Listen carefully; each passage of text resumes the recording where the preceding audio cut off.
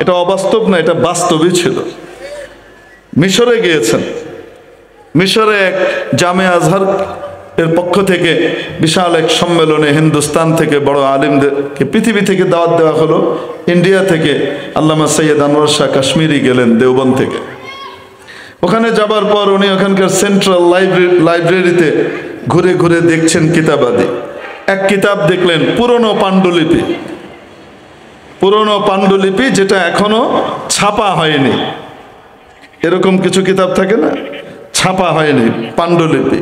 এগুলো পড়তে পড়তে এর ভিতরে নুরুল ইজাহ নামে কিতাবটা পেলেন। কি কিতাব? আপনারা দেখেছেন নুরুল ইজাহ কত বড় কিতাব, মাশাআল্লাহ, মোটামুটি আরবিতে ফিকহে হানাফির জবরদস্ত কিতাব, আল্লামা সুরুম্বুল আলী রহমতুল্লাহ আলাইহির লেখা। ওই কিতাবটা উনি চাইলেন ইয়ের কাছে, লাইব্রেরিয়ানের কাছে, আমাকে একটু এটা দেন। এই কিতাবটার নাম তো শুনেছি কিন্তু দেখা হয়নি কখনো, আমি এক রাতে পড়ে আপনাকে দিয়ে যাব। তো লাইব্রেরিয়ান বললেন, এটা ওই সমস্ত কিতাবগুলোর মধ্যে যে সমস্ত বই কাউকে দেয়া যায় না, এটা শুধু সাজিয়ে রাখবার জন্য, দেখবার জন্য, এটা দেয়া যায় না।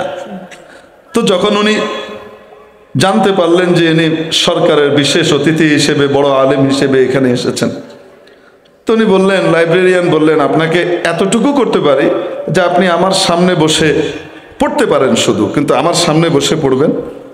আবার এটা আমি আনবো, আপনি আমার সামনে পড়বেন, আমি আবার ওখানে রেখে দেব, আপনার সম্মানার্থে এটা করতে পারি। উনি বললেন ঠিক আছে, দেন। দেয়া হলো। আল্লামা আনোয়ার শাহ কাশ্মীর রহমতুল্লাহ আলাইহি ওই কিতাব নুরুল ইজাহ আগাগোড়া একবার দ্রুত পড়ে গেলেন, পড়ে লাইব্রেরিয়ানকে ফিরিয়ে দিলেন। এর পরের দিন সকালবেলায় উনি নুরুল ইজার কপি করে নিয়ে এসেছেন, একটা কপি করে নিয়ে এসে উনি এখানে লিখে বলেছেন, আপনার মূল কিতাবের অমুক অমুক জায়গাতে মিস্টেক আছে, লেখার ভুল আছে, আমি এখানে ওগুলো ঠিক করে দিয়েছি, আপনি চেক করে নিতে পারেন, এই নেন। তো শুধু মুখের দাবি না, বাস্তব। ফটোজেনিক মেমোরির অধিকারী ছিলেন। একবার দেখলে আর দেখা লাগতো না, একবার শুনলে আর শোনা লাগতো না। আল্লামা শাব্বির আহমদ উসমানী রহমতুল্লাহ আলাইহি বলতেন, ইয়ে তো থে কই সদি পহলে কা আদমি বাদ মে আ গয়ে। ইনি তো এই যুগের মানুষ না, এর রূহকে তো আল্লাহ তৈরি করেছিলেন সেই ইমাম বুখারী, মুসলিম, ইমাম আবু হানিফার যুগের লোকদের সাথে। কিভাবে যেন আটকে গেছে, পরে আসছে, নাহলে এই জমানায় তো এই জিনিস পাওয়া যায় না। ঠিক কি ঠিক না? একবার ইংরেজ সিদ্ধান্ত নিল দেওবন্দ মাদ্রাসা জ্বালিয়ে দিবে, যেহেতু দেওবন্দ মাদ্রাসা ইংরেজের বিরোধিতা করত। এখান থেকে আন্দোলন পরিচালিত হতো ইংরেজের বিরুদ্ধে, ইংরেজ জানতো। শেষ পর্যন্ত তারা সিদ্ধান্ত নিল, ঠিক আছে মাদ্রাসা জ্বালাবো না, কিন্তু লাইব্রেরি শেষ করে দিব। এই লাইব্রেরি হলো সব অনিষ্টের মূল। দেওবন্দের লাইব্রেরিতে অনেক দুষ্প্রাপ্য কিতাবাদি আছে, বিশাল লাইব্রেরি। মাদ্রাসাওয়ালাদের বড় পেরেশানি হলো, লাইব্রেরি যদি জ্বালিয়ে দেয় তাহলে কি হবে? এত বড় দামি জিনিস ধ্বংস হয়ে যাবে। নবীন উস্তাদদের ভিতরে আল্লামা আনোয়ার শাহ কাশ্মীরিও ছিলেন, নতুন উস্তাদ, ফারেক হয়েছেন, নতুন উস্তাদ হয়েছেন। উনি ওনার উস্তাদদেরকে, মুরব্বীদেরকে আশ্বস্ত করে বললেন, হযরত कोई बात नहीं, जला दे, अगर अनवर जिंदा रहा पूरा कुतुबखाना वजूद में दोबारा आ जाएगा। হযরত কুতুবখানার এমন কোন কিতাব নাই যেটার উপরে আনোয়ারের চোখ পড়ে নাই, আমি সবগুলোই পড়েছি, কোনো অসুবিধা নাই, জ্বালিয়ে দেখ, যদি আনোয়ার বেঁচে থাকে আপনার কুতুবখানা দ্বিতীয়বার আবার চলে আসবে, কোনো অসুবিধা নাই। আল্লাহু আকবার। আল্লামা সৈয়দ আনোয়ার শাহ কাশ্মীরি রহমতুল্লাহ আলাইহির সাথে মুনাজারা। এখন ওই পণ্ডিত প্রমাণ করছে ইসলামের দৃষ্টিতে, কি দিয়ে? ইসলামের দৃষ্টিতে সে কি করবে। এখন আল্লামা আনোয়ার শাহ কাশ্মীরির ব্যাপারে যখন সে জানতে পারলো যে যুগ শ্রেষ্ঠ আলেম, আর যুগ শ্রেষ্ঠ না শুধু, কয়েক যুগের মধ্যে এরকম আরেক মেমোরির অধিকারী মানুষ পাওয়া বড় মুশকিল, তখন সে চিন্তা করলো যে এইভাবে তো জিতা মুশকিল হবে, এই বেটা কোন দিক দিয়ে কি কাট মারে কোনো ঠিক নাই, তো কি করা যায়? তো সে একটা চালাকি বের করলো। আসার পরে বলছে, যেহেতু এখানে রথী মহারথীরা আছে, বড় বড় ব্যক্তিত্বরা আছেন, তাহলে সাধারণভাবে কেন মুনাজারা হবে? মুনাজারা হবে শের শায়েরির ভাষায়, মানে কাব্য দিয়ে বিতর্ক হবে। কি দিয়ে বিতর্ক হবে? কাব্য দিয়ে আদান প্রদান চলবে। ওই বেটা ইন্ডিয়াতে আসবার পরে হিন্দি এবং উর্দু ভাষা এত ভালো করে শিখেছে এদেশের মানুষকে গুমরাহ করবার জন্যে। সে ভালো সাহিত্যিকও হয়েছে, কবিও হয়েছে। এখন তার তো কাব্যের জোর আছে, এজন্য সে মনে করেছে আনোয়ার শাহ কাশ্মীরি আর এই ক্ষেত্রে পারবে না। কারণ বড় জ্ঞানী হওয়া এক জিনিস, কবি হওয়া আরেক জিনিস। ঠিক কি ঠিক না? কবি হওয়া এটা নিজে নিজে মানুষ হতে পারে না, এটা আল্লাহ তাআলার পক্ষ থেকে একটা মওহুবি নেয়ামত, আল্লাহ তাআলার পক্ষ থেকে প্রদত্ত একটা জিনিস। এটা যে কেউ চাইলেই কবি হইতে পারে না। ঠিক কি ঠিক না?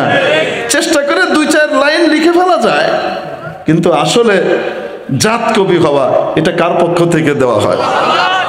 এটা যুগে যুগে ছিল।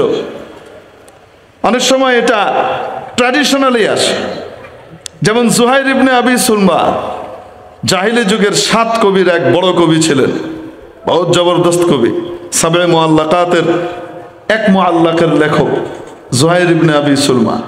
ওনার 2 ছেলে কাব এবং জুহাইর, এই দুইজনই, কাব এবং বুজায়ের, এই দুইজনই কি ছিল? জবরদস্ত কবি ছিলেন। কাব ইবনে জুহাইর, বুজায়ের ইবনে জুহাইর। হযরত খানসা তার মেয়ে, সুবহানাল্লাহ বলেন না, বিখ্যাত সাহাবিয়া, জবরদস্ত কবি ছিলেন। তো কাব্য এটা মানুষ শিখে পারে না। আল্লাহ কি করেন? বড় ডিগ্রিধারী হওয়া এক জিনিস, কবি হওয়া বুঝাতে পারি না। আমাদের জাতীয় কবি, বিদ্রোহী কবি কাজী নজরুল ইসলাম মরহুম, যখন ওনার কাব্যের ধুম পড়ে গেল গোটা ভারতবর্ষ ব্যাপী, ওনার কাব্যের উপরে কি হতে লাগলো? জ্বালাময়ী এক পরিবেশ সৃষ্টি হলো ইংরেজের বিরুদ্ধে। গোটা দেশ নজরুলের প্রশংসা করতে শুরু করেছে কবি নজরুল ইসলামের। কবি নজরুল ইসলাম সাহেব তো অনেক উচ্চ শিক্ষিত ছিলেন না, বড় ডিগ্রিধারী ছিলেন না। কতটুক পড়ুয়া ছিলেন বলেন তো? আরে 9-10ও না। কিসের 9-10? সামান্য পড়ালেখা বলা ছিলেন। বুঝতে পেরেছেন? দুঃখী মিয়ার কাহিনী পড়েন নাই আপনারা? দুঃখী মিয়া তো কাজে লেগে গেছে ছোটবেলায়, পড়ালেখা করবে কই থেকে? অল্প স্বল্প শিক্ষিত ছিলেন, কিন্তু কবি নজরুলের যে কবিতা, সেই কবিতার শব্দের উৎস ঘাঁটতে ঘাঁটতে আমাদের পিএইচডি হোল্ডার ডক্টরদের চুল খালি হয়ে যায় মাথা। ঠিক কি ঠিক না? এটা কার দান? এখন ওনার সমসাময়িক এক MA পাস ছিলেন। ওই জমানায় MA পাস মানে বিশাল ব্যাপার। তখন তো ম্যাট্রিক পাস করলে, এন্ট্রান্স পাস করলে মানুষ ছুটে আসতো দেখার জন্য। ঠিক কি ঠিক না? ওই জমানার MA পাস মানে বিশাল ব্যাপার। বড় শিক্ষিত মানুষ, তার খুব ইগোতে লেগেছে। নজরুল বেটা পড়ালেখা জানি না, অর্ধ শিক্ষিত বেটা, এ বেটা আবার কবিতা লিখে সব উড়িয়ে ফেলে, আমিও কবিতা লিখে তার চেয়ে বেশি ফুটিয়ে দেবো, মনে মনে তার ধারণা এটা। এখন সে কাব্য চর্চা করছে। কবি নজরুল আবার জানতেন তার ঈর্ষার হিংসার কথা, এটা উনি জানতেন। পাত্তা দেওয়ার সময় আছে নাকি? ঠিক কি ঠিক না? আরে হাতি যখন হেসে যায়, এলাকার কুত্তারা ঘেউ ঘেউ করে, হাতি ফিরেও তাকায় না। কয় না কেন? ফিরেও তাকায় না। এরকমই আর কি। ও বেটা এখন কাব্য চর্চার জন্য জঙ্গলে গিয়েছে, প্রকৃতির মাঝে মিশে গিয়ে উনি কাব্য চর্চা করবেন। এখন ওখানে বসে লিখতে গিয়ে প্রথম লাইন কাকতালীয় ভাবে ওনার হাত থেকে বেরিয়েছে, ললাটটি ভিজে গেল নয়নের জলে। ললাট মানে বুঝেন তো? কি কি? চোখের পানি পড়লে কি এহেনে যায়? না, এহেনে যায়। তো এখন বলেন, কথা ঠিক না বেঠিক? এখন এই বেঠিক কথা মাথা খারাপ হয়ে গেছে। কিভাবে ঠিক করে? কিভাবে ঠিক করে? ঠিক করার কোনো কিছু খুঁজে পাচ্ছে না। এখন খালি লিখে ললাটটি ভিজে গেল নয়নের জলে। ললাটটি মানে হঠাৎ কেউ কবি হইতে চাইলে এরকম উল্টাপাল্টা কাব্য বেরোবে। পারস্য রাজ, ওই সময় ইরানের যে রাজা, তখন হিন্দুস্তানের শাসনকর্তা ছিলেন বাদশাহ আওরঙ্গজেব আলমগীর রহমতুল্লাহ আলাইহি। জিন্দা পীর ছিলেন যিনি, দরবেশ বাদশাহ, গোটা ভারতবর্ষের অর্ধ শতাব্দী কাল রাজত্ব পরিচালনা করেছেন। সুবহানাল্লাহ বলেন। অর্ধ শতাব্দী কাল, 50 বছর গোড়া ভারতবর্ষ চাল। ভারতবর্ষ মানে কি? বাংলাদেশ, ভারত, পাকিস্তান, ভুটান, নেপাল, বার্মা, আফগানিস্তান সব সহ, শ্রীলঙ্কা, এই পুরা টুকুর রাজত্ব করতেন কে? কত বছর? আসতে বলেন। আওরঙ্গজেব রহমতুল্লাহ আলাইহি, ওনার যুগের কথা। পারস্য রাজের মুখ থেকে একবার সে কাব্য চর্চা করতে গেল, এক শব্দ বেরিয়েছে, এক লাইন বেরিয়ে এখন আর মিলাতে পারছে না। বলছে কি, দূরে আবলাক কাছে কমদিদা মওজুদ, দূরে আবলাক কাছে কমদিদা মওজুদ। ছাই রঙের মতি কি? ছাই রঙের মুক্তা খুব কমই দেখা যায়। আচ্ছা বলেন তো, মুক্তার কালার কি ছাই হয়? আসতে বলেন। মুক্তা কি অ্যাশ কালারের হয়? মুক্তা কোন কালারের হয়? সাদা বা গোলাপি বা সাদা গোলাপির মাঝামাঝি, ঠিক কি ঠিক না? এটা আলাদা কালার আছে পার্লের। এখন বলেন এই কথাটা কি ঠিক না ভুল? এখন রাজার মুখ থেকে বেরোইছে, রাজা এটারে ভুল মানতে রাজি নাই। দরবারে যত বড় বড় শায়ের আছে, কবি আছে, ফার্সি শায়ের, পারসিকদের ভাষা ফার্সি, তো তারা তাদেরকে বললো তোমরা মিলিয়ে দাও। এরকম আমরা কিভাবে মেলাবো? এ তো অর্থহীন জিনিস। অর্থহীন জিনিসকে অর্থবোধক করা তো বড় মুশকিল। রাজা শেষ পর্যন্ত করলেন কি, পারস্য রাজ, ইরানের রাজা, উনি এটা দিয়ে বিভিন্ন রাজ দরবারে পাঠাইলেন যে এটার দ্বিতীয় পংক্তি কেউ মিলিয়ে দিতে পারে কিনা। কি এটার দ্বিতীয় পংক্তি? এক পংক্তি তো বলেছে দূরে আবলাক কাছে কমদি দা মওজুদ, দূরে আবলাক কাছে কমদি দা মওজুদ, কাছে কমদিদা দূরে আবলাক দার ওজুদ। এই হলো অর্থ। খুব কমই ব্যক্তি এরকম ছাই রঙের মুক্তা দেখেছে। এখন এটা আস্তে আস্তে ভারতবর্ষের সম্রাট আওরঙ্গজেবের দরবারে এসে পৌঁছেছে। যখন এটা এসে পৌঁছেছে, দরবারের যে বড় বড় কবিরা আছে, তখন এদেশেরও রাষ্ট্রীয় ভাষা ছিল ফার্সি ভাষা। তো তারা সবাই বললেন হে তো মিলানো মুশকিল, এটা কিভাবে মিলাবো? এটা ওনার খেয়ালিপনা কথা। ভেতরে আওরঙ্গজেবের বোন ছিলেন জেবুন্নেসা। কি নাম? আওরঙ্গজেবের বোন ভেতরে ছিলেন। ভাই যখন ভেতরে গিয়েছে আর বলছে জানো আজকে এরকম পারস্য রাজের তরফ থেকে একটা পংক্তি এসেছে, কেউ মিলাতে পারলো না। তো বোন বলে কোনটা দেখি। তো উনি বের করে দিলেন, এই যে দূরে আবলাক কাছে কমদি দা মওজুদ। জেবুন্নেসার সাথে সাথে কাগজ নিয়ে বলছে দেন আমি লিখে দিই। বাকিটা লিখে দিলেন, মগর আশকে বুতানে সুরমা আলু, মগর আশকে বুতানে সুরমা আলু। হ্যাঁ হ্যাঁ, দেখা যায় না, তবে তবে প্রেমাস্পদ সুরমা চোখে যখন ভালোবাসার বিরহে কেঁদে ফেলে আর চোখ থেকে এক ফোঁটা পানি ওই সুরমা মিশ্রিত অশ্রু ফোঁটা বেরিয়ে পড়ে, সেটা সেই অ্যাশ কালারের মুক্তা হতেই পারে।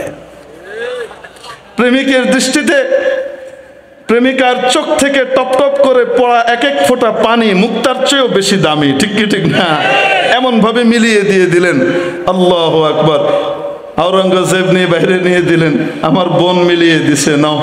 নিয়ে গেলেন পারস্য রাজের দরবারে। পারস্য রাজ এত খুশি হয়েছেন, বলতে লাগলেন বাবারে বাবা, এই মেয়েকেই বিয়ে করতে হবে। ওই বেটা কাউকে বিয়ে করতো না, সে বিয়ে পিছনেই ছিল না। সে মনে করতো কেউ আমার উপযুক্ত না, আমি এত বড় সাহিত্যিক, গুণাঢ্যের সাহিত্যিক, কিন্তু মনে করতো না জানি কি। এখন সে প্রস্তাব পাঠিয়েছে কার কাছে? আওরঙ্গজেবের বোনের কাছে, যে যদি উনি অনুমতি দেন তাহলে আমি ওনাকে বিয়ে করব, না হলে কমপক্ষে এক নজর দেখতে চাই। এরকম মহারথী কবিকে কি করতে চাই? দেখতে চাই। আওরঙ্গজেব বোনকে বললেন তোমার ব্যাপারে এই প্রস্তাব আসছে। বোন আরেকটা কি করে দিছে, শের আরেকটা লিখে দিছে, লিখে দিয়ে দিছে, যাও ভাইয়া এটা পাঠিয়ে দেন ওই বেটার কাছে। আর কোনো খেয়ে দেয় কাম নাই, ওই বেটার বউ হবো। বউই যদি হইতে হয় তো বিখ্যাত কোনো আলেম আল্লামার বউ হবো, ওই বেটার বউ হবো কেন? জীবন নেশার উত্তর সুবহানাল্লাহ বলেন না, পাঠাই দিছে। তো কি শের লিখছে জানেন? হ্যাঁ, দরসখুন মখফি মানম চো বুয়ে গুল দরবর্গে গুল, দরসখুন মখফি মানম চো বুয়ে গুল দরবর্গে গুল, हर के दीदन मैले दारद दरसखुन बीनद मुराह, हर के दीदन मैले दारद दरसखुन बीनद मुराह। আরে কেউ যদি আমাকে দেখতে চায়, আমার কথার ভিতরে সে আমাকে দেখে ফেলুক, চেহারা দেখাতে পারবো না। আমি আমার কথার ভিতরে লুকিয়ে থাকি, আমার কথা দেখলেই আমাকে বুঝতে পারবা। যেমন ফুলের সুবাস তার পাপড়ির মাঝে লুকিয়ে থাকে, সুবাস দেখা যায় না, ঠিক কিনা? পাপড়ি কাছে নিলে সুবাস অনুভব করা যায়, সুবাস আর সুগন্ধি যেমন দেখা যায় না, আর সুবাস ধারণকারী পাপড়িকে দেখেই সুবাস অনুভব করা লাগে, ঠিক তেমনি ভাবে আমাকেও দেখা যাবে না, আমার কথার মাঝেই আমাকে খুঁজে নাও। তাহলে চাইলেই কি বড় কবি হওয়া যায়? না, আল্লাহ তাআলার দেওয়া জিনিস এটা। এখন ওই বেটা লিখতেছে, ললাটটি ভিজে গেল নয়নের জলে। মনে আছে না নাই আপনাদের? না ভুলে গেছে? কি লিখে? ললাটটি ভিজে গেল।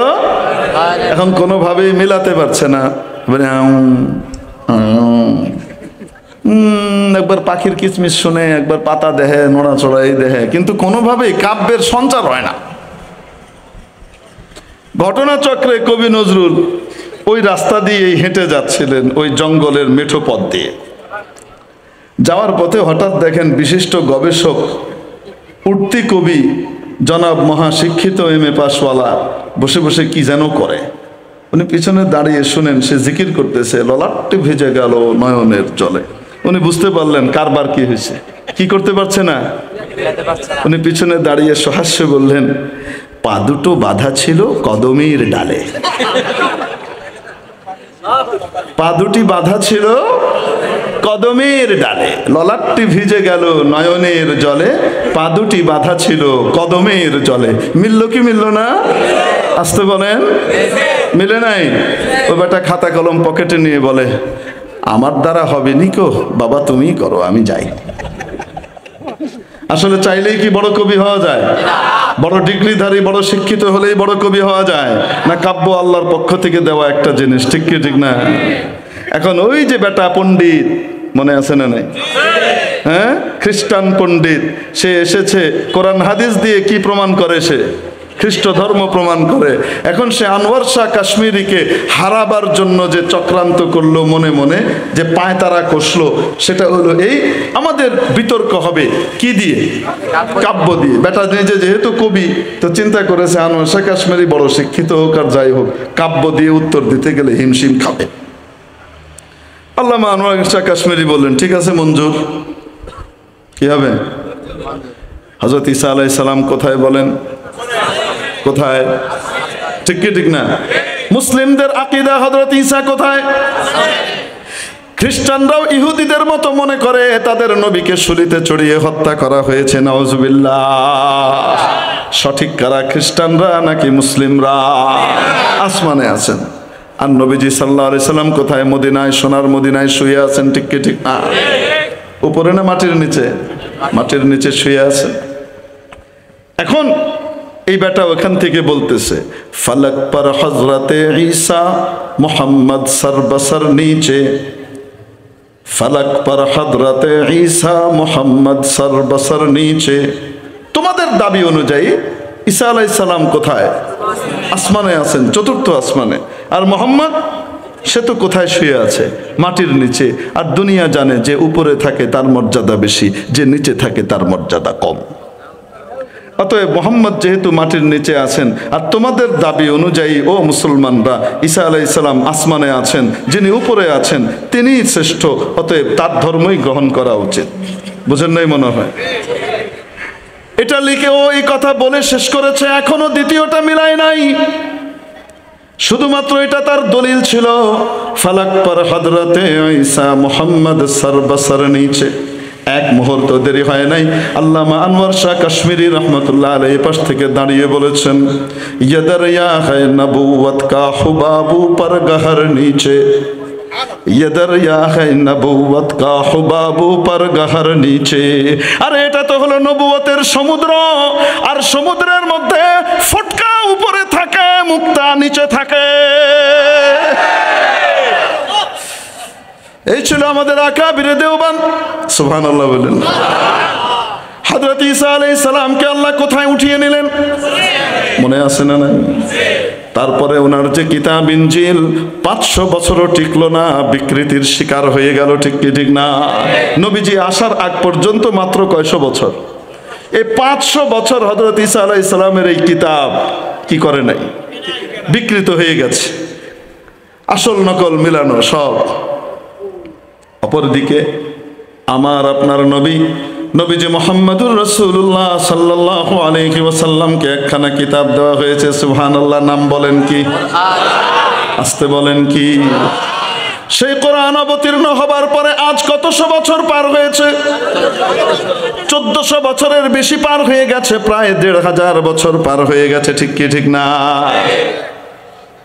কি অবস্থা কোরআনের?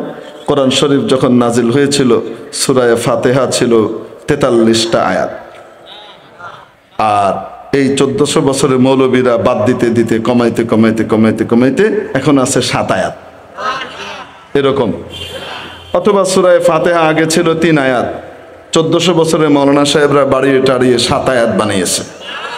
আসতে বলেন এরকম যেমন নাজিল হয়েছিল তেমন, ঠিক কিনা? আবু বকর তেলাওয়াত শুরু করতেন, আলহামদুলিল্লাহি রাব্বিল আলামিন আর রহমানির রহিম মালিকি ইয়াউমিদ্দিন ইয়্যাকা না'বুদু ওয়া ইয়্যাকা নাস্তাঈন ইহদিনাস সিরাতাল মুস্তাকিম সিরাতাল্লাযীনা আন'আমতা আলাইহিম গায়রিল মাগযুবি আলাইহিম ওয়ালাদ-দাল্লিন। 1400 বছর পরে আজকে মাদারীপুরের রাজরে বসেও যদি কেউ কোরআন শরীফের সেই সূরা ফাতিহা পড়ে, সেও আলহামদুলিল্লাহ দিয়ে শুরু করে আর ওয়ালাদ-দাল্লিনে শেষ করে। ঠিক কিনা?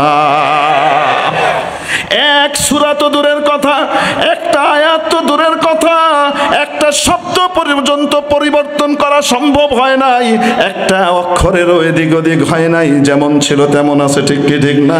1400 বছর কেন, কিয়ামত আসতে যদি 14000 বছরও লাগে, 14000 কোটি বছরও লাগে, কোরআন এমনই অবিকৃতভাবে বহাল থাকবে। ঠিক কি ঠিক না?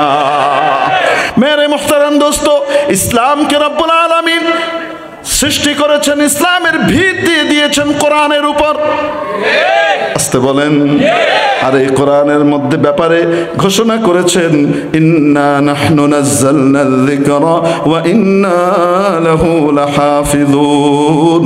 নিশ্চয় আমি এই কোরআন অবতীর্ণ করেছি এবং এই কোরআনের হেফাজত আমি করব। আসতে বলেন, কে করবে? আরো আস্তে, কে করবে? কোরআন হেফাজতের ঘোষণা দিয়েছেন কে? নাজিল করার দায়িত্ব যেমন নিয়েছেন তিনি, হেফাজতের দায়িত্ব নিয়েছেন কে? প্রিয় উপস্থিতি, কোরআন হেফাজত রব্বুল আলামিন আসমান থেকে জমিনে নেমে এসে তারপরে করে দিয়ে যাবেন, এরকমই নাকি? আসতে বলেন, আসতে বলেন। কেমন? তার প্রিয় বান্দা এবং মাধ্যমের মাধ্যমে উনি হেফাজত করবেন। ঠিক কি ঠিক না? নির্বাচিত বান্দাদের মাধ্যমে হেফাজত করবেন। যেমনি ভাবে রিজিক দেওয়ার দায়িত্ব কে নিয়েছেন? আরো আসতে। সবাইকে রিজিক পৌঁছানোর দায়িত্ব নিয়েছেন কে? ওয়ামা মিন দাব্বাতিন ফিল আরদি ইল্লা আলাল্লাহি রিজকুহা ওয়া ইয়ালামু মুস্তাকাররাহা ওয়া মুস্তাওদাআহা কুল্লুন ফি কিতাবিম মুবিন। পৃথিবীতে বিচরণকারী এমন কোন প্রাণী নাই যেই প্রাণীর রিজিকের দায়িত্ব আমি আল্লাহ নেই নয়। আল্লাহু আকবার। কে রিজিক দেন? ছোটকে রিজিক দেন কে? বড়কে রিজিক দেন কে? বুড়োকে রিজিক দেন কে? ধনীকে রিজিক দেন কে? গরিবকে রিজিক দেন কে?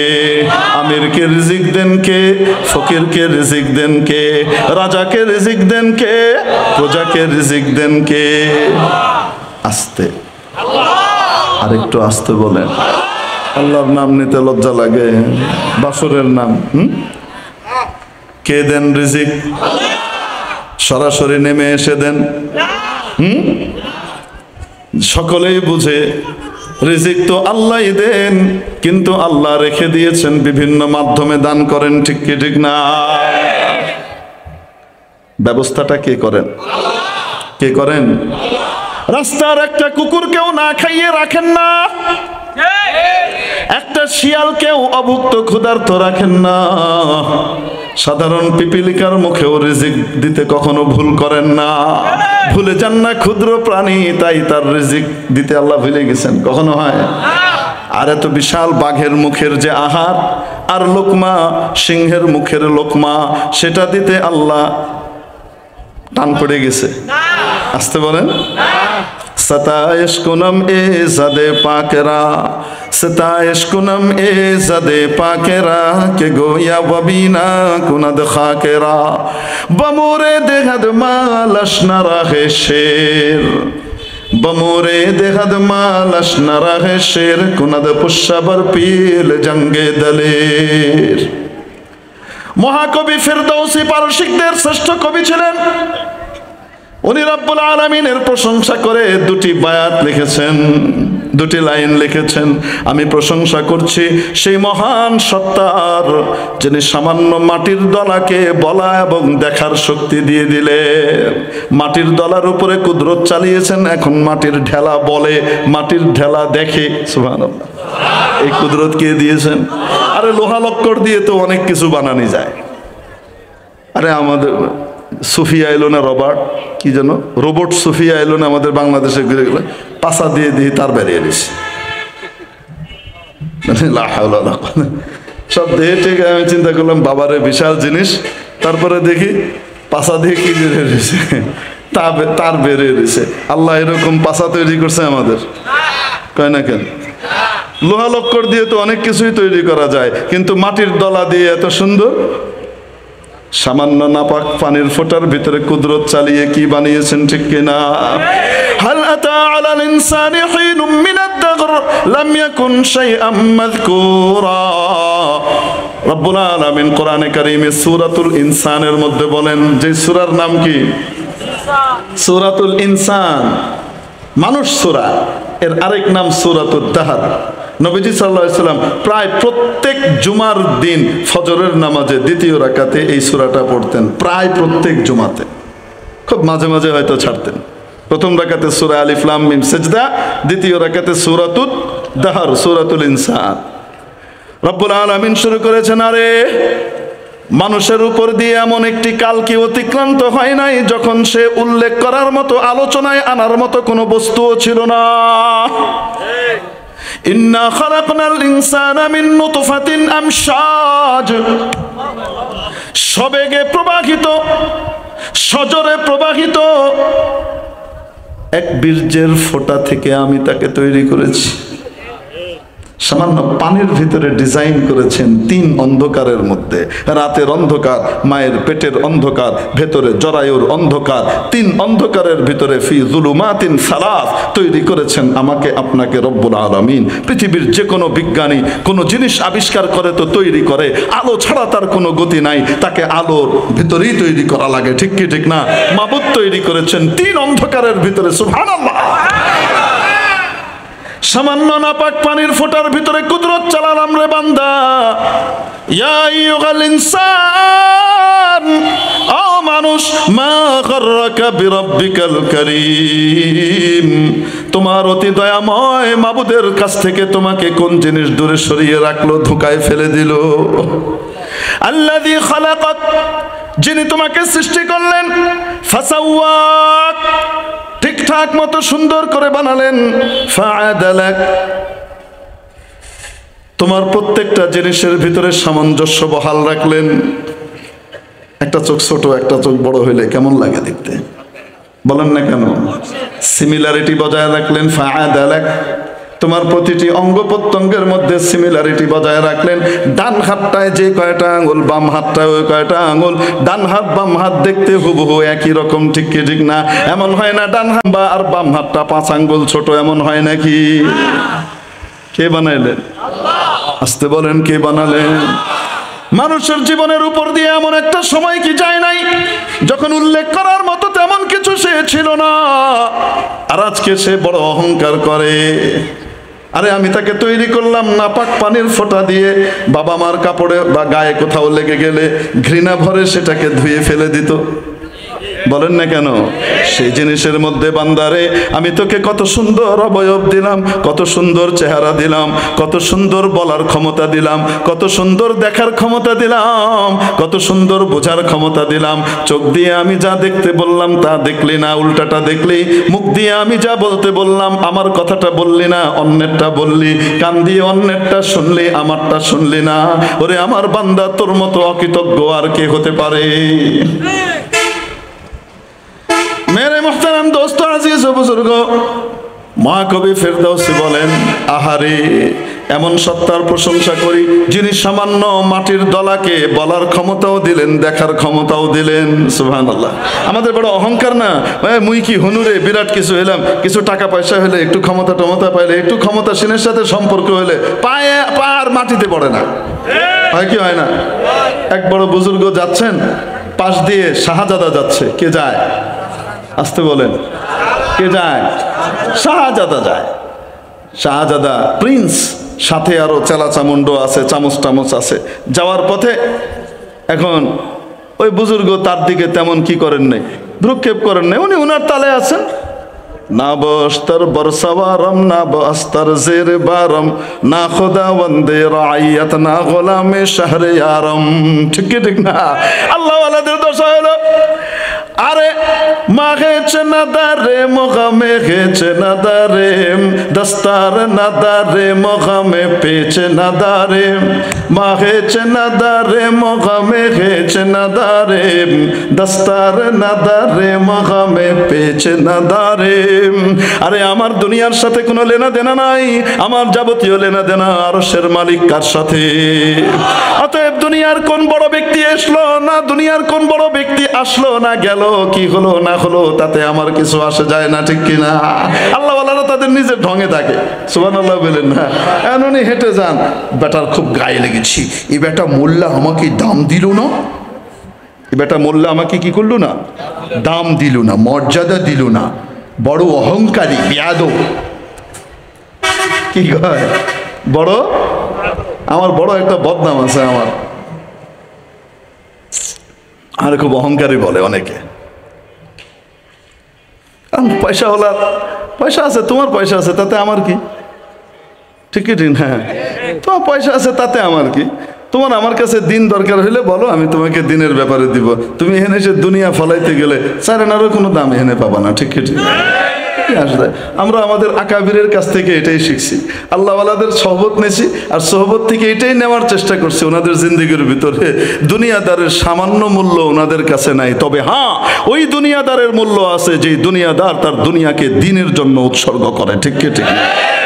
যে দুনিয়াদার তার দুনিয়া দিয়ে দিন অর্জন করে, তার দুনিয়া দিয়ে আখেরাত জোগাড় করে, ঠিক কি ঠিক না? আল্লাহর সাথে সম্পর্ক করে, এরকম দুনিয়াদার নয়, এইরকম দুনিয়াদারও আল্লাহর সাথে সম্পর্ক রাখনেওয়ালা, ঠিক কি ঠিক না? এই জন্য তার মূল্যায়ন কেন? আল্লাহর কারণে। বুঝেন না? মনে হয় এক জায়গায় ছিলাম 14 বছরের মতো এক মসজিদে, বুঝলেন? তারপরে যখন সরকারি মেহমানখানায় গেলাম, তো ওখানে একদল তো আমার উপরে মহাখাপ্পা ছিল, আদাতি, বেদাতি, জামাতি, তারপরে সহি হাদিসি কি কি সব আছে না, এই সব দল বলে আমার উপরে মহাখাপ্পা ছিল। কিছু তো বলতে পারে না। আবার ওখানকার মার্কেট দোকান নিয়ে যারা ব্যবসা করে, এদেরও একটা নারাজি আছে, এই হুজুরের কারণে পারা যায় না বাকিগুলা, বুঝলেন না? তো নারাজি ছিল।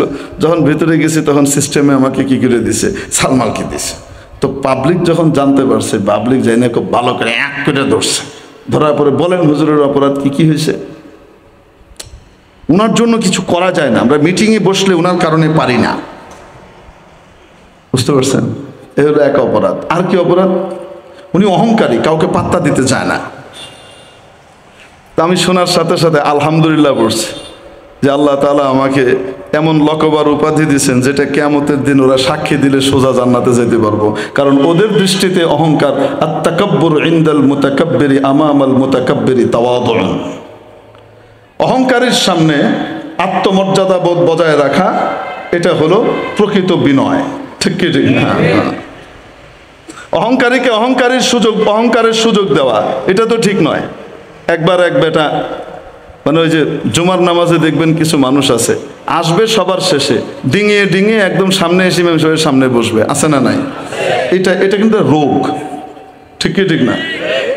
ভাই তুমি পরে এসছো, পরে বসবা, তোমার আগে আসার ইচ্ছা হলে তুমি আগে আসবা। ঠিক কিনা?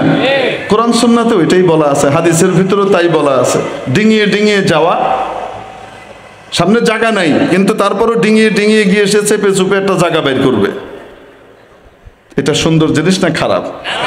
একদিন আমি জুমার বয়ান করতেছি, এরকম এক লোক এসছে, সে ডিঙিয়ে ডিঙিয়ে ডিঙিয়ে ডিঙিয়ে আসছে। আমি চুপচাপ বয়ান বন্ধ করে ওনার দিকে তাকিয়ে আছি, কিছু বলছি না। আকলমন্দরা ইশারা কাফিস, তাই মনে মনে চিন্তা করলাম থাক, বলার দরকার কি, বেচারা বসে গেলেই তো হলো। মুসল্লিরা সব বিরক্ত হচ্ছে তার ডিঙিয়ে আসা দেখে। এখন আমি যখন চুপ করে আছি, ওইদিকে তাকিয়ে আছি, সবাই ওইদিকে তাকিয়ে আছে, ও বেচারা বুঝতে পারছে না। তারপরও মানে চামড়া গন্ডারের মতো আর কি। আমি তো মনে করছিলাম বড় আকলমন, আসলে তো গন্ডার মার্কা চামড়া। এখন তারপরে তাকে পাশ থেকে একজন ধরে বসিয়ে দিছে, এই মেয়ে দেখেন না, কিছু বুঝেন না, বসেন। তো বসে পড়ছে। তো জুমার নামাজ শেষ হয়ে গেছে। পরের জুমাতে আমি যখন ঢুকছি, ঠিক তখন একজন আমাকে বলছে, হুজুর ওই যে গতবার একটা লোকের দিকে তাকিয়েছিলেন না আপনি, ওই লোকটা পরে খুব ক্ষেপেছিল। তো বের হয়ে সে এসে বলেছে, হুজুরকে বুঝতে হবে আমরা ইকবাল রোডের পার্মানেন্ট রেসিডেন্ট। হুজুর তো বাহির থেকে এসেছেন, আমরা ইকবাল রোডের পার্মানেন্ট রেসিডেন্ট, মানে তার জমি আছে বা ফ্ল্যাট আছে কিছু একটা আর কি, বুঝেন নাই মনে হয়। হুজুরকে বুঝতে হবে। আল্লাহর কি কুদরত, এই কথাটা যখন বেচারা আমার সামনে বলছে যে হুজুর উনি কিন্তু এই কথা বলেছিলেন, বলার সাথে সাথে আমার মুখ দিয়ে ফুট করে বেরিয়ে গেছে, কি ভাই আমি তো জানি না যে ইকবাল রোডে কোনো গোরস্থান আছে। মানে আল্লাহ কুদরত মুখ দিয়ে ঠাস করে বেরিয়েছে, আমার তো জানা নাই যে ইকবাল রোডে কোনো কি আছে। পার্মানেন্ট রেসিডেন্ট হওয়ার জন্য গোরস্থান থাকা লাগে। ঠিক কি ঠিক না? কি তুমি নিজেকে কি মনে করো? আল্লাহর ঘরে ঢুকতেছো, মনিব হয়ে ঢুকতেছো না গোলাম হয়ে ঢুকতেছো? যদি গোলাম হয়ে ঢুকো রহমত পাবা, মনিব হয়ে ঢুকলে ঘাট ধরে মাবুদ বের করে দেবে। ওই জায়গা থেকেই কেউ জান্নাতে যায়, আর মসজিদে ঢুকেই কেউ জাহান্নামের টিকিট কিনে। ঠিক কি ঠিক না? মসজিদে যাব কি হয়ে, মনিব হয়ে না গোলাম হয়ে? কার গোলাম? গোলাম ফটফট করে, গোলাম ফটফট করে কথা বলে, কি ব্যাপার হুজুর ফ্যান চলে না কেন? আপনারা মসজিদ পরিষ্কার করেন না, কি পেয়েছেন? বাবারে বাবা, এরকমও মাতবর আছে না? না, হ্যাঁ বুঝতে হইলো, বোঝা গেল গোলাম হয়ে আসে নাই, মনিব হয়ে আসছে। ঠিক কি ঠিক না? এখানে মনিব হয়ে আসলে কিন্তু বিপদ আছে। এটা গোলামির জায়গা। কিসের জায়গা?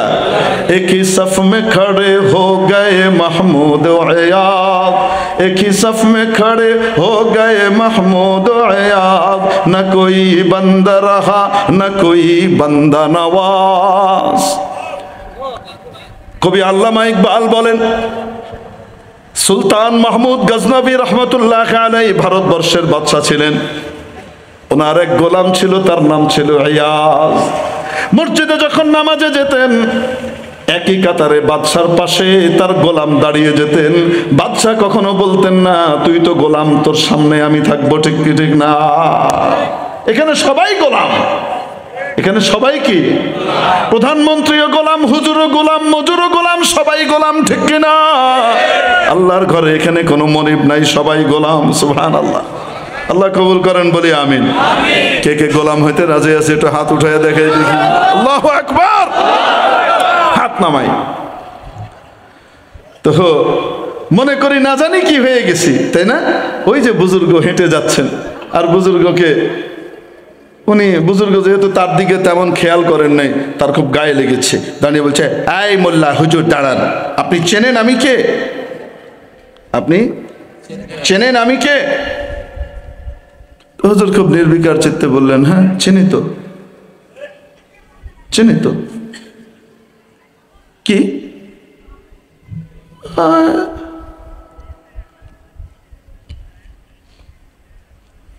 ছিলেন নাপাক পানির ফোঁটা, এখন 1.5-2 কেজি পায়খানা আর ময়লার ট্যাঙ্কি, আর মৃত্যুর পরে কিছু কীট পতঙ্গের খোরাক। চিনব না কেন? ছিলেন কি? এখন 1.5-2 কেজি গুমুত পেটের ভিতরে সবসময় আছে না নাই? এত বাহাদুরির কি আছে?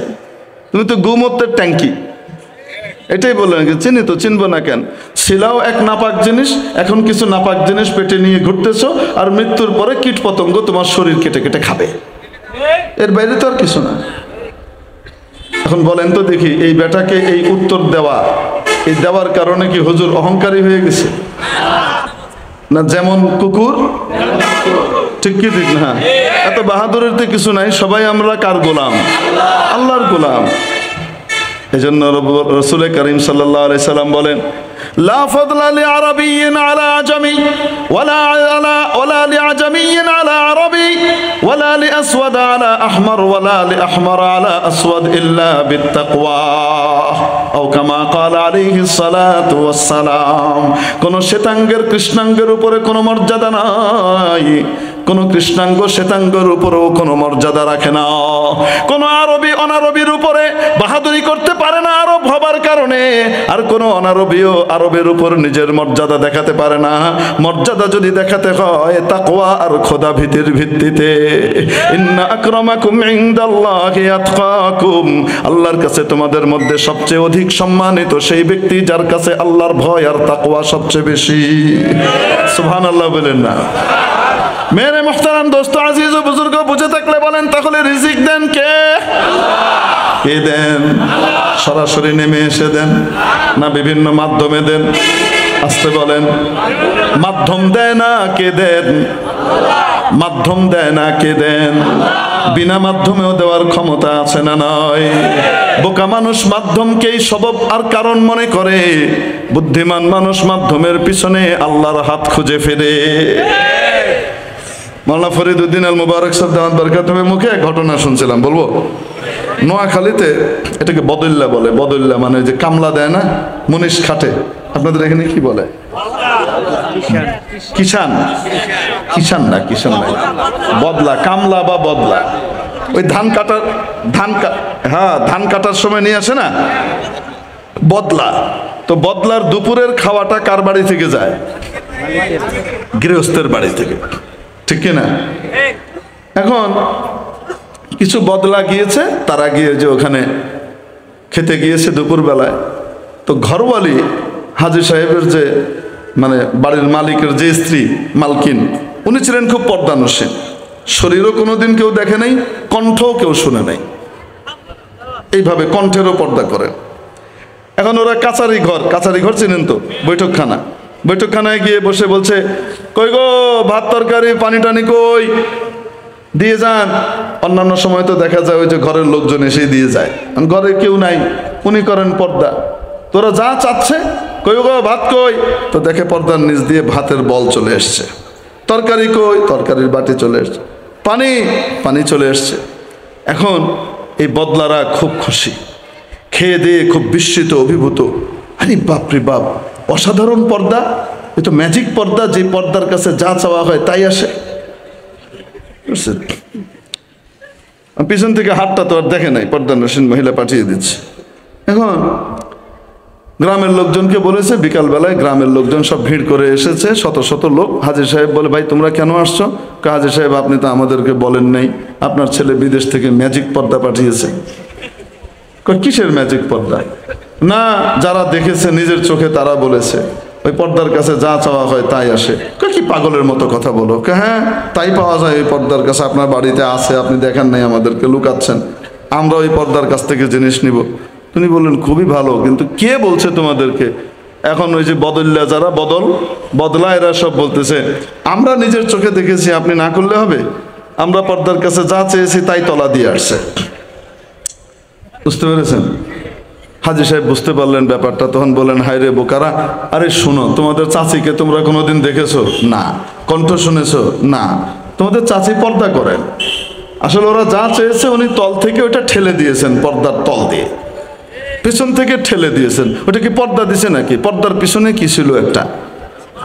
আরে বলে না কেন, একটা কি ছিল? বোকা মানুষ মনে করে পর্দা দিয়েছে, আর বুদ্ধিমান দেখে পর্দার পিছনে একটা হাত আছে, ঠিক কিনা? চাকরি একটা পর্দা, ব্যবসা একটা পর্দা, ক্ষেত খামার একটা পর্দা, বিভিন্ন পেশা এক একটা পর্দা। পর্দার পিছন দিয়ে রিজিক সরবরাহ করছেন, জোরে বলুন কে? তাহলে রব্বুল আলামিন দুনিয়াতে রব্বুল আলামিন রিজিক সকলকে দেন, কিন্তু সেই রিজিকটা কি সরাসরি দেন না মাধ্যম দিয়ে দেন? কোরআনের হেফাজত করেন সরাসরি না মাধ্যমে? সেই মাধ্যম কারা? কোরআনে কারীমের দুটো অংশ। কয়টা? আস্তে বলুন, আস্তে বলুন। ওয়াহুয়া ইসমুন লিন-নাযমি ওয়াল মা'না জামিআ। একটা হলো কোরআনের শব্দমালা, আরেকটা হলো কোরআনের ওই শব্দের মধ্যে নিহিত মর্ম আর অর্থমালা। ঠিক না? শব্দমালাকে হেফাজত করবার জন্য একটা কমিটি তৈরি করলেন, যেই কমিটির নাম হাফেজদের কমিটি, হাফেজদের টিম। হাফেজে কোরআনরা কোরআনের শব্দমালার হেফাজত করেন যুগে যুগে। সুবহানাল্লাহ, আস্তে বলেন, ঠিক না? কোরআনের শব্দগুলোর যে সঠিক মর্ম আর অর্থ, যেটি জিবরিল আলাইহিস সালাম নবীজিকে জানিয়েছেন, নবীজি সাহাবীদেরকে জানিয়েছেন, সেই মর্মগুলোর হেফাজত করেন হলো আলেম ওলামারা, নবীর ওয়ারিসরা। ঠিক না? কাউকে রব্বুল আলামিন উভয় কমিটির সদস্য পদ দান করেন, তারা হাফেজও হন, আলেমও হন। সুবহানাল্লাহ। তাহলে এই কোরআন দুনিয়াতে বেঁচে আছে, টিকে আছে। আল্লাহ রাব্বুল আলামিন টিকিয়ে রেখেছেন হাফেজ এবং আলেমদের মাধ্যমে। হাফেজ আলেম যদি না থাকে, ইসলাম দুনিয়াতে থাকবে না। ঠিক না? অতএব হাফেজ আলেমদেরকে হেফাজত করা, তাদেরকে তৈরি করা, ইসলাম সংরক্ষণের জন্য মেহনত করা। সুবহানাল্লাহ বলেন না? মেরে মুহতারাম দোস্ত, ইসলাম দুনিয়াতে বিলুপ্ত হবার জন্য এসেছে না টিকে থাকবার জন্য? আস্তে বলুন। যারা চেষ্টা করেছে ইসলামকে ধ্বংস করবার জন্য, ওরা মিটে গেছে, ইসলাম মিটে নাই। ঠিক না? আজকে দেখেন, ইসলাম আর মুসলমানকে ধ্বংস করবার জন্য ইসরায়েল, জায়নবাদী ইহুদি এবং তাদের দোসর বিশ্ব সন্ত্রাসী আমেরিকা, ব্রিটেন, ফ্রান্স, এই সব কসাইগুলো এক প্ল্যাটফর্মে এসে গেছে। ঠিক না? সমস্ত কসাই একসাথে হয়েছে, কি করবে? আরে ফিলিস্তিনিদেরকে ধ্বংস করে দেবে, গাজ্জা শেষ করে দেবে। ঠিক না? একদিন থেকে করছে না। আমরা অনেকে মনে করি কি, হুজুর 7ই অক্টোবর হামাস শুধু কেন খোঁচা দিল, নাহলে তো ভালোই ছিল। যে না, আপনি জানেন না, অক্টোবর মাসে না হামাস মারলো, সেপ্টেম্বর মাসে, শুধু সেপ্টেম্বর মাসে, অক্টোবর মাসের আগের মাসটাতে এক মাসে 250 মানুষকে, ফিলিস্তিনিকে হত্যা করেছে ইসরায়েল, যাদের অধিকাংশ নারী আর শিশু ছিল। প্রতি মাসে, বছরে এভাবে হত্যা করছে 75 বছর পর্যন্ত। আক্রমণের উপরে পাল্টা আক্রমণ করেছে স্বাধীনতাকামী হামাস। ঠিক না? আমাদের দেশে যখন 25শে মার্চের কালো রাতে হানাদার বাহিনী হামলা করলো, আমাদের মুক্তি বাহিনী, মুক্তিযোদ্ধারা, বীর মুক্তিযোদ্ধারা রুখে দাঁড়ালেন। ঠিক না? আমাদের যে আক্রমণ ছিল, ওটা কি আক্রমণ না পাল্টা আক্রমণ? আস্তে বলুন, ওটা কি সন্ত্রাসী হামলা না পাল্টা হামলা? ঠিক না? প্রতিরোধ ছিল। আমাদের আক্রমণকে ওই জমানায় কেউ সন্ত্রাসী হামলা বলতো। বলেন তো তাদের নাম কি? আমেরিকাও কইতো, আমাদের দেশি মানুষ আছিল কিছু, এগুলোর নাম কি? এই তো মাশাআল্লাহ সবাই জানে, রাজাকার। এক কথায় শেষ। আল বদর, আল শামস ঘুরে ফিরে সব রাজাকারী। ঠিক না? রাজাকার। এরা, পাকিস্তানিরা যখন আমাদেরকে মারতো তখন ওদের সাথ দিত, আর যখন নাকি আমরা পাল্টা আক্রমণ করতাম, সামান্য অস্ত্র শস্ত্র কিছুই তো নাই, যখন আমরা মারতাম তখন বলতো সন্ত্রাসী হামলা করার কি দরকারটা ছিল, এই সন্ত্রাসীদের কারণেই ওরা তো মারলো ওদের একজনকে দুইজনকে ক্যাম্পে, আর ওরা এসে আমাদের গোটা গ্রাম জ্বালিয়ে দিল। বলতো না? এরা কারা ছিল বলেন? স্বাধীনতা বিরোধী রাজাকার, ঠিক কি ঠিক না? আজকে হামাস যারা নাকি ৭৫ বছর নির্যাতিত হবার পরে জাতির পক্ষে, মুক্তিকামী জনতার পক্ষে প্রতিরোধের অস্ত্র হাতে তুলে নিয়েছে, তাদের আক্রমণ এটা কি শুধু সন্ত্রাসী হামলা নাকি এটা পাল্টা হামলা? এটা পাল্টা আক্রমণ, ঠিক কি ঠিক না? ওদের এই আক্রমণকে, হামাসকে আজকে যারা আমার দেশে বসে টকশোর মধ্যে বিভিন্ন জায়গাতে হামাসের সমালোচনা করে মুক্তিযুদ্ধের বিরোধিতা করছে আর আগ্রাসী ফিলিস্তিন ওদের ইসরায়েলের পক্ষে সাফাই গাইছে, বুঝতে হবে এরা ইন্টারন্যাশনাল রাজাকার, ঠিক কি ঠিক না? এদেরকে যেখানে পাওয়া যাবে গণধোলাই দিতে হবে, ঠিক কি ঠিক না? আমার এই মুক্তিযুদ্ধের দেশে বসে তুমি এখানে বসে বসে কি করো? রাজাকারি করো না। এগুলাকে আমাদের চেনা আছে। এরাই ওই পার্টি, যেই পার্টি বঙ্গবন্ধু মরহুম শেখ মুজিবুর রহমান সাহেবকে হত্যার প্ল্যাটফর্ম তৈরি করে দিয়েছিল চাও করে, ঠিক কি ঠিক না? বলবো না, বলতে গেলে আবার অনেকের মন খারাপ হবে। থাক, ভুল বললাম না ঠিক বললাম? এগুলো এখন বুদ্ধিজীবী সাজছে এবং বুদ্ধিজীবীর মোড়কে ভূমিকায় এসে চটস চটস মটস মটস করে কথাবার্তা বলে, দেখলেই বোঝা যায় আবু জেহেল আর আবুল আহাবের প্রেতাত্মা, ঠিক কি ঠিক না? আছে না নাই? এগুলা দেখবেন মাদ্রাসার বিরুদ্ধে কথা বলে, ইসলামের বিরুদ্ধে কথা বলে, ধর্মীয় কালচারের বিরুদ্ধে কথা বলে। মাননীয় প্রধানমন্ত্রী যদি তার ধর্মীয় স্বীকৃতিকে উনি চিহ্নিত করতে চান, ইসলামের পক্ষে নিজের ধর্মীয় চিন্তাটাকে ব্যক্ত করতে চান, দেখবেন এরা প্রধানমন্ত্রীর বিরুদ্ধে গেল মরে গেল, রটে গেল, দেশটা মৌলবাদীদের হয়ে গেল বলে কথা বলা শুরু করে, ঠিক কি ঠিক না? চিনেন না এগুলাকে? এগুলাকে চিনে রাখতে হবে, এগুলা জাতীয় গাদ্দার, ঠিক কি ঠিক না? আল্লাহ আমাদেরকে চিনবার তৌফিক দান করেন এবং তাদেরকেও ভালো হবার তৌফিক দান করেন। ভালো হওয়া কপালে না থাকলে কিন্তু গণধোলাই অপেক্ষা করতেছে, বেশি দিন বাকি নাই। বলেন না কেন? মন খারাপ করলেন? হ্যাঁ বলেন তো দেখি, আমরা কি বেঈমান না ইমানদার? আসতে বলেন। আমরা কি ইসরায়েল আর আমেরিকার পক্ষে নাকি ফিলিস্তিনিদের পক্ষে? আমরা কি মানবাধিকার লঙ্ঘনকারীদের পক্ষে না মানবতার পক্ষে? আমরা ফিলিস্তিনি মজলুম নারী শিশুর পক্ষে, ঠিক কি ঠিক না? আজকে গোটা পৃথিবী ব্যাপী গণজোয়ার জেগেছে। হিন্দু, মুসলিম, খ্রিস্টান, বৌদ্ধ, এমনকি ইহুদিরা পর্যন্ত ইসরায়েলের বিরুদ্ধে সরব হয়েছে, ঠিক কি ঠিক না? তারা আমেরিকাতে হোয়াইট হাউসের সামনে লক্ষ লক্ষ মানুষের সমাবেশ করেছে, ওখানে শুধু মুসলমানরা, বিভিন্ন ধর্মের লোকজন ছিল। তারা প্রতিবাদ জানিয়েছে ইসরায়েলকে সমর্থন করা যাবে না, বন্ধ করতে হবে, সাহায্য দেওয়া যাবে না, ঠিক কি ঠিক না? ওরা ওদের দেশে কি পরিমাণ আইন কানুন, ওরা ওদের দেশে প্রেসিডেন্ট বাইডেন এবং ওই যে কি ব্লিংকেন না কি আছে ক্লিংকেন, ওইটার বিরুদ্ধে মামলা দায়ের করেছে, ফেডারেল কোর্টে মামলা দায়ের করেছে যে তারা মানবতা বিরোধী অপরাধে কি করছে, সাহায্য করছে।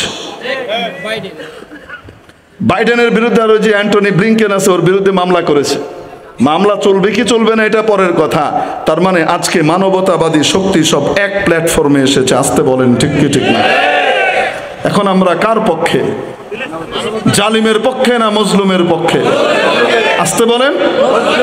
অতএব জালিমদের সাথে আতাত উপরে উপরেও বরদাস্ত করা হবে না, তলে তলেও বরদাস্ত করা হবে না, ঠিক কি ঠিক না?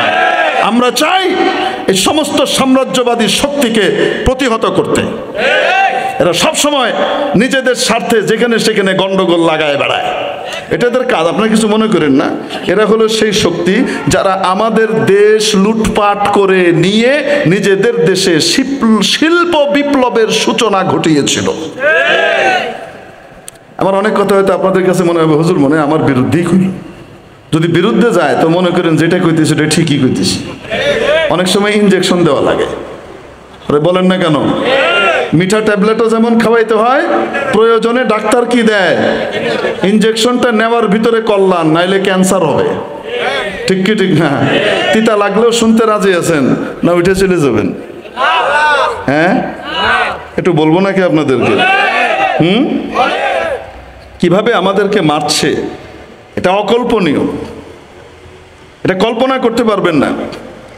বিবিসির, CNN এর সাংবাদিক, এদেরকে নিয়ে ওরা গিয়ে দেখাচ্ছিল আল শিফা হসপিটালের ভিতরে, এই যে দেখেন হামাসের অস্ত্র টস্ত্র, আমরা বলেছিলাম যে ওই যে ওইটা হলো ওদের কমান্ড সেন্টার, এই যে দেখেন ওই খেলো কয়েকটা মানে 12-13টা ক্লাশিনকোভ না কি কি ওখানে দেখাইছে।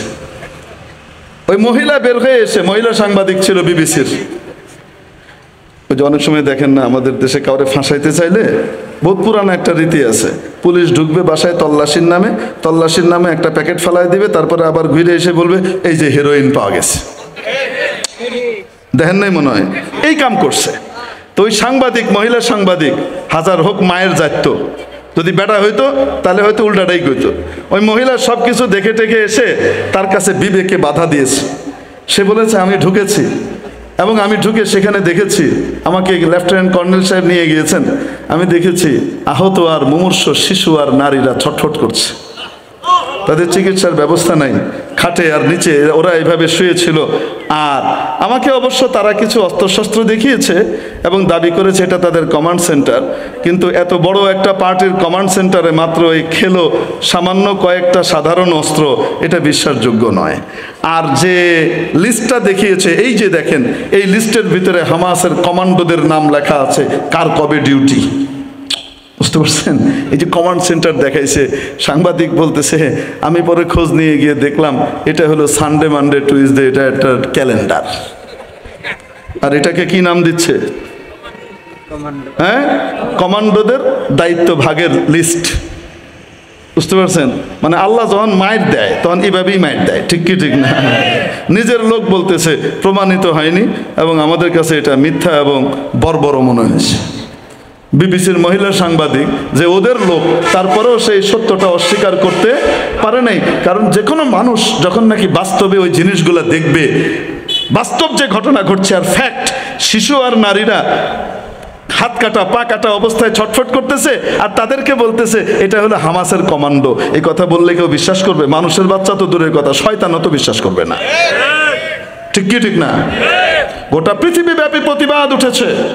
প্রিয় উপস্থিতি, নবীজি বলেছেন আল মুসলিমুনা কা জাসাদিন ওয়াহিদ, গোটা পৃথিবীর সমস্ত মুসলমানরা এক শরীরের মতো। আসতে বলেন, কিসের মতো? ইদাশতাকাত আইনুহু ইশতাকা কুল্লুহু, কেউ যদি আপনার চোখে আঙুল দিতে চায়, আপনার হাত চুপ করে থাকে না, ওই আঙুল ধরে মোটকে ভেঙে ফেলবে, ঠিক কি ঠিক না? যুদ্ধ চোখের বিরুদ্ধে ঘোষণা করলে হাতের বিরুদ্ধেও যুদ্ধ, ঠিক কি ঠিক না? কারণ একই শরীরের অঙ্গ তারা।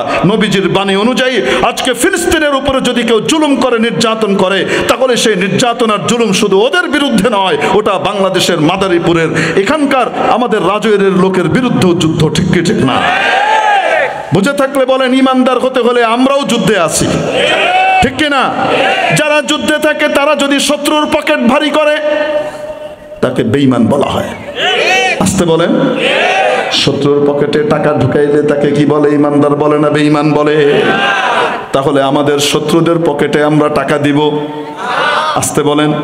ওরা কিন্তু টাকা জমা দেওয়ার জন্য ব্যাংকের কাউন্টার খুলে রাখছে আমাদের দেশে। এই কাউন্টারে আমরা টাকা জমা দিই, ওরা পায়। কিভাবে বলবো? বলবো নাকি? ওরা মাল্টিন্যাশনাল কোম্পানি তৈরি করেছে বড় বড়, পিছন থেকে এগুলা হলো ইহুদি এবং তাদের সহযোগী এবং তাদের সমমনাদের কন্ট্রোলে, মালিকানা তারা নিয়ন্ত্রণ করে। মূল কোম্পানি ব্রিটেনে বানিয়েছে, আমেরিকায় বানিয়েছে, সুইজারল্যান্ডে বানিয়েছে, সব যে ইসরায়েলে বানিয়েছে তা না, মূল মালিকানা কিন্তু জায়নবাদী ইসরায়েলি ইহুদি এবং তাদের দোসরদের। বোঝাতে পেরেছি? এই কোম্পানিগুলো ব্রাঞ্চ সারা পৃথিবীতে আছে, আমাদের দেশেও আছে, সারা পৃথিবীতে নাই। চায়নাতে, রাশিয়াতে ঢুকতে পারে না, উত্তর কোরিয়ায় কি করতে পারে না, ঢুকতে পারে না, ওখানে নাই। আছে আমাদের এখানে বিভিন্ন দিকে, বাংলাদেশে বেশি। এবং ওদের কোম্পানির মাল আমরা কিনি, বুঝাইতে পারি না? আমরা যখন কিনি টাকাটা দিই ছোট দোকানদারকে, ছোট দোকানদার টাকাটা দেয় বড় দোকানদার পাইকারকে, পাইকার টাকা দেয় ডিলারকে, ডিলার টাকা দেয় এদেশের মালিককে, এদেশের মালিক বাৎসরিক লাভের বখরা আর ভাগ দেয় মূল কোম্পানিকে। এইভাবে ইহুদিদের হাত পর্যন্ত, তাদের দোসরদের হাত পর্যন্ত আমার আপনার টাকা চলে যায়। এখন বলেন ওদেরকে আর টাকা দিব? এরা হলো লুটেরা। আপনার বিশ্বাস হোক না হোক, আমি আপনাদেরকে দলিল সহ বলবো, এরা কি? আরে আমাদের দেশ, এই বাংলাদেশ সহ পুরো ভারতবর্ষ দখল করার আগ পর্যন্ত ফকির ছিল, ফকির। কারখানা চালানোর পয়সা ছিল না। আমাদের বাচ্চারা পড়ে, আমাদের স্কুলে কলেজের বাচ্চারা পড়ে, কিন্তু তারা পিছনেরটা দেখে না, তাদেরকে বাকিটুক পড়ানো হয় না। কি পড়ে? 1760 সালে ইউরোপে শিল্প বিপ্লবের সূচনা হয়। কিসের বিপ্লবের সূচনা হয়? কত সালে? 1700। কিভাবে হইল রে বাবা? এর আগে কেন? 1757 সালে আমাদের দেশকে তারা দখল করে। পলাশির আম্র কাননে তারা আমাদেরকে মেরে পিঠে কি করে? দেশ দখল করে। দেশ দখল করার পরে আমাদের এই দেশের সম্পদ জাহাজে করে সব ওদেশে কি করে? পাচার করে। ইভেন মোগল সম্রাটের মাথায় যে হীরাটা থাকতো, কোহিনূর হীরা, সেই হীরাটা পর্যন্ত চুরি করে নিয়ে এই লুটেরার দল ওদের রানী এলিজাবেথের মাথার ভিতরে, এখন ওদের মুকুটের ভিতরে ওইটা শোভা পাচ্ছে। ঠিক কি ঠিক না? আমাদের জিনিস ওদের কাছে, আমাদের টাকা দিয়ে ধনী হয়েছে, আমাদের টাকা লুট করে ওরা আজকে পৃথিবী শাসন করে। সময় এসেছে ওদের পণ্য বয়কট করার মাধ্যমে ওদের উচিত জবাব দেওয়া। ঠিক কি ঠিক না? আমাদের টাকা ফিরিয়ে আনতে হবে। আসতে বলেন, ঠিক কি ঠিক না? কিছু মনে করেন না। পৃথিবীব্যাপী মানুষজন তাদের পণ্য বয়কট করা শুরু করেছে। আজ থেকে 21 দিন আগের কথা বলছি। 21 দিন আগে রিপোর্ট বেরিয়েছে, তখন মাত্র 2 সপ্তাহ বয়কট হয়েছে। কয় সপ্তাহ? সবাই তখনও করাও শুরু করে নাই, বুঝেও নাই। ইসরায়েলের বিভৎসতা এতটা বুঝে নাই। এই 2 সপ্তাহের বয়কটে যে ফলাফল ছিল, তাদের ওখানকার শেয়ার বাজারে তাদের রেট 40%, 40% নেমে এসেছিল, ধস নেমেছিল। আজকে যদি 22 দিনও যোগ করেন, আমার মনে হয় তো এটা 70 to 80% নেমে এসেছে ধস। ঠিক কি ঠিক না? বেশি দিন লাগবে না। যদি গোটা মুসলমান আমরা যদি গায়রতের সাথে, আত্মমর্যাদা বোধের সাথে ওদের পণ্যগুলোকে বয়কট করতে পারি, ঘৃণার চোখে দেখতে পারি, ওখানে ওই সমস্ত জিনিস নয়, এই সমস্ত জিনিস কিনা টাকা দেওয়া মানে আমার ফিলিস্তিনি নারী শিশুর বুকে গুলি আর বোমা চালানোর পয়সা দেওয়া। ঠিক কি?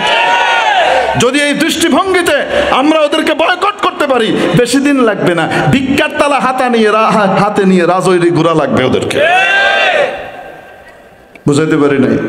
ওদের পণ্য বয়কট করতে রাজি আছি? আসতে বলেন, কে কে রাজি আছি? আল্লাহ কবুল করেন। ওদের পণ্য 1 নম্বর Pepsi, Coca Cola, Sprite, 7 up, Mirinda, Mountain Dew, ওদের পানি কিনলে এবং অ্যাকুয়াফিনা। আর কিনবো? যারা যারা কিনবো না, ব্যবহার করব না, তারা বলবো ইমান যেই পরিমাণ জোরালো ওই পরিমাণ জোরে বলবো কিনবো। আসতে বলেন। পেপসিকো কোম্পানির চিপস আছে, কুরকুরি চিপস, এগুলা কিনা মানে ওদের বিকাশে পয়সা দেওয়া। কিনবো? ওদের একটা বড় বিকাশ অ্যাকাউন্ট আছে আমাদের দেশে, ইউনিলিভার। কি নাম? ইউনিলিভার। এটা কুমিরের মতো একটা বিকাশ, হাতির মতো আমাদের দেশ থেকে চুষে সব নিয়ে যায়। অন্যান্য কোম্পানিগুলা তো কিছু আমরা পাই, কিছু ওরা পায়। ইউনিলিভার সবটুকু নিয়ে যায়। আল্লাহ হেফাজত করেন, বলি আমিন। ইউনিলিভারের যে সমস্ত জিনিস আছে, যারা যারা কিনবো না, আমি নাম বলবো, আপনি বলবেন না। ইমান যতটুকু জোরালো অতটুকু জোরেই বলবেন, ইনশাল্লাহ। পারবো না? Lux, Lifebuoy, Wheel powder, Rin, Surf Excel, Pepsodent paste, Pepsodent powder, Close Up কিনবো? আসতে বলেন। Fair and Lovely, Fair and Handsome, এক কথায় ইউনিলিভারের যা আছে সব। দোকানে গিয়ে যখনই কোনো মাল কিনবো, এতদিন তো অন্য নামে কিনতাম, কেনার আগে জিজ্ঞেস করব ভাই ইউনিলিভারের, পেপসিকোর, কোকা কোলার, যদি হয়তো কিনবো না। ইহুদিদেরকে পয়সা দিব না, মানবতা বিরোধীদেরকে পয়সা দিব না, দেশের টাকা দেশে রাখবো। আসতে বলেন। এগুলার বিপরীতে আমরা কি খাবো তাইলে? পেপসি, কোকা কোলা নাই, অসুবিধা নাই। আমার দেশে আরসি কোলা আছে, আরসি লেমন আছে, জিরা পানি আছে, মোজো আছে, ক্লেমন আছে, ফ্রেশ আপ আছে, ফ্রেশ কোলা আছে, আছে না নাই? এগুলা কিনবো, দেশের টাকা দেশে থাকবে, বাইরে যাবে না, ঠিক কি ঠিক না? দেশের পানি আছে, মাম আছে, স্পা আছে, ফ্রেশ আছে, জীবন আছে, আরো কত কি আছে, পানি নামেও আছে, ঠিক কি ঠিক না? এগুলা কিনবো, দেশের টাকা দেশে থাকবে, বাইরে কাউকে পাঠানো লাগবে না, ঠিক কি ঠিক না? এটা দেশপ্রেমের অংশ। পারবো না? ডিটারজেন্ট লাইনে আপনি ওইদিকে যান, আমাদের দেশে কোহিনুর কোম্পানির সাবান আছে, কেয়া কোম্পানির আছে, তিব্বত কোম্পানির আছে, আছে না নাই? ভালো ভালো সাবান আছে, আপনি খুঁজলে পাবেন। গায়ের সাবানও পাবেন, কাপড় কাচারও ভালো ভালো সাবান পাবেন, আছে না নাই? সেগুলা কিনবো। হুইল আর ইউনিলিভারের কোনো জিনিস কিনবো না। পারবো না ইনশাআল্লাহ তাআলা? আচ্ছা, Head and Shoulders shampoo, Sunsilk ইউনিলিভারের কিনবো? কিনবো? নেসলে কোম্পানির যা কিছু আছে, নেসলে ওদের বড় এক বিকাশ অ্যাকাউন্ট, আপনি এখান থেকে কিনবেন, ওদের ওখানে যাবে। নেসলের দুধ আছে, নেসপ্রে, তারপরে ল্যাকটোজ ফ্রি দুধ তৈরি করে ল্যাকটোজেন, এগুলার পরিবর্তে দোকানে অন্য মালও আছে, আমরা অন্য কোম্পানিটা নেব, ওইটা নিব না। পারবো না ইনশাআল্লাহ তাআলা? জি। নেস ক্যাফে, সুবহানাল্লাহ বিহামদি, সারা বাংলাদেশ ছেয়ে আছে, মেশিন সরবরাহ করে, মেশিন সরবরাহ। আপনারা আমাদের মেশিনের টাকা পরে দিন, আপনারা ব্যবহার করে, বুঝেন নাই? মানে বাজার যাতে এই ফিরিঙ্গিরা এক নম্বর বেনিয়ারা। নেস ক্যাফে আর কিনবো? আসতে বলেন। পারলে অন্য কফি যদি পাই তো কিনবো, না পারলে দরকার হলে কফি খাবো না, তারপরও এগুলা কিনবো না, ঠিক কিনা ইনশাআল্লাহ? নেসলের চকলেট আছে, কিটক্যাট, কি খুব প্রিয়, আমরা খেতাম এক সময়, আমাদের বাচ্চারা খেত। ফিলিস্তিনের ঘটনা ঘটার পর থেকে চোখ খুলেছে, তওবা করেছে, আর কোনোদিন টাচ করবো না ইনশাআল্লাহ। পারবো না ইনশাআল্লাহ? জি। চলে যায়, যে কয়জন থাকবে ওই কয়জন শুনে যায়, আমাদের কাম শেষ।